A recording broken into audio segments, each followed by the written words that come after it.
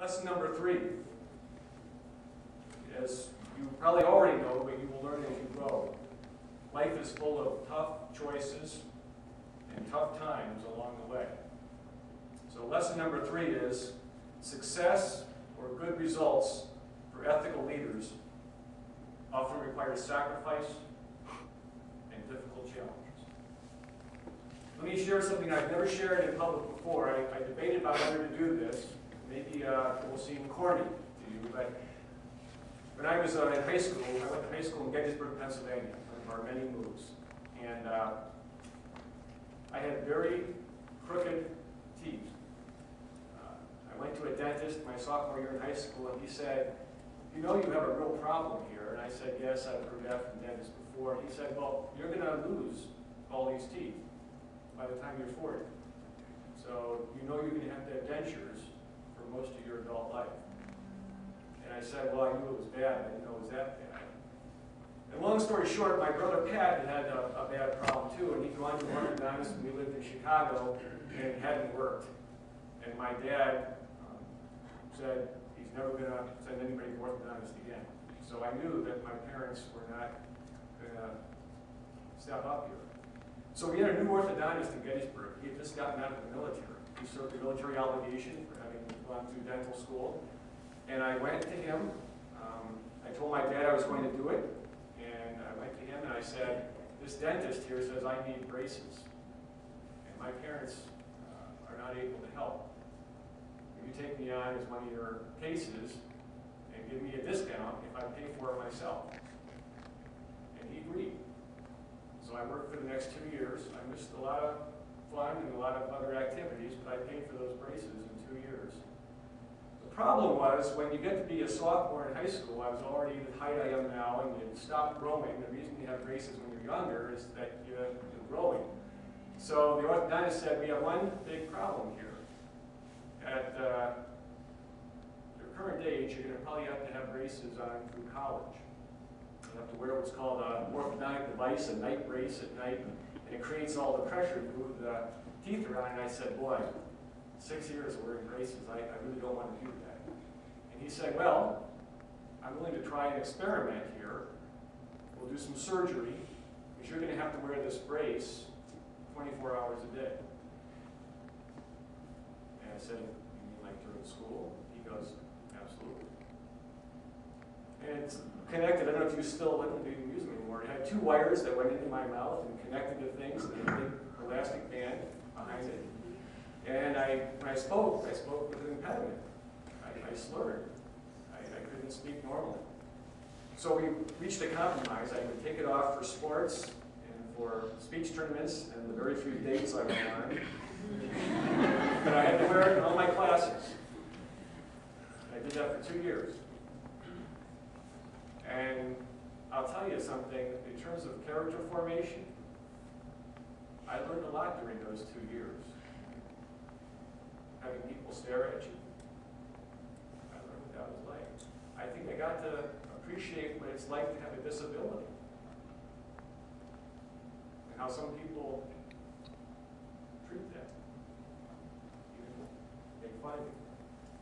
Especially people that didn't know me. I think that my fellow classmates were very supportive. They knew the situation I was in, but when I would go to another school, I'd be wearing this crazy device out of my mouth. I think I became sensitive to how somebody who has a disability or a handicap has to deal with that every day of their life. I still have my teeth. Kind of fallen out, so I think it was a worthwhile effort.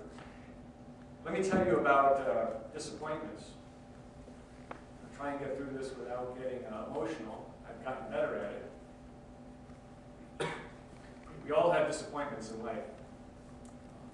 Some of them can crush you if you let them.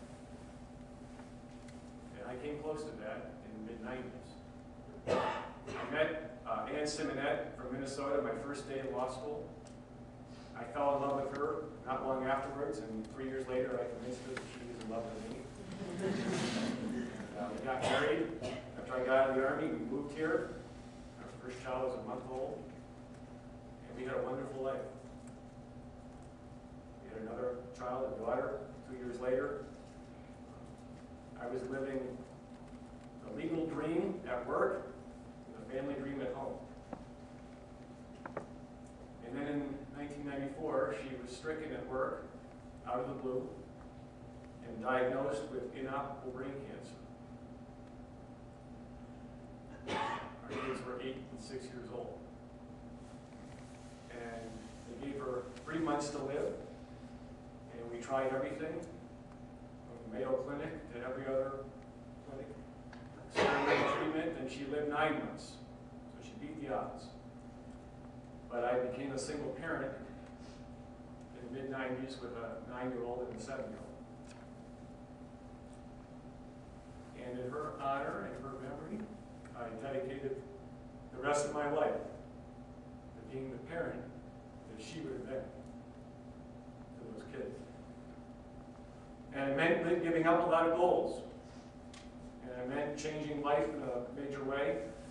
Several years later, through a friend at work, I met a woman who had 2 children the same age, and we married. So then I now, much like my growing up, we had 4 kids, each a year apart. And became Minnesota's version of the Brady Bunch, for those of you who watch old TV sitcoms. I had to go part-time at work. I was the first male attorney in the U.S. Attorney's Office here in Minnesota. I worked part-time. I did that for 7 years. I kept a full caseload during that entire time. I never took any less work than anybody else, but I could leave every day at 3 o'clock and be there for my kids. And I tutored, and I coached, and I judged, and I carpooled.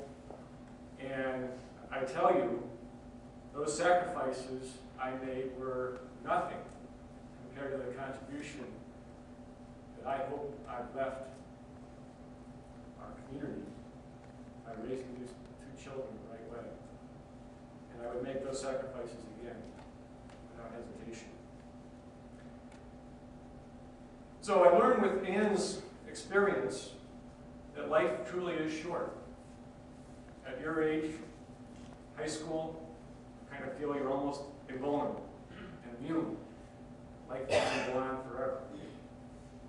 And it takes something like this to hit home for all of us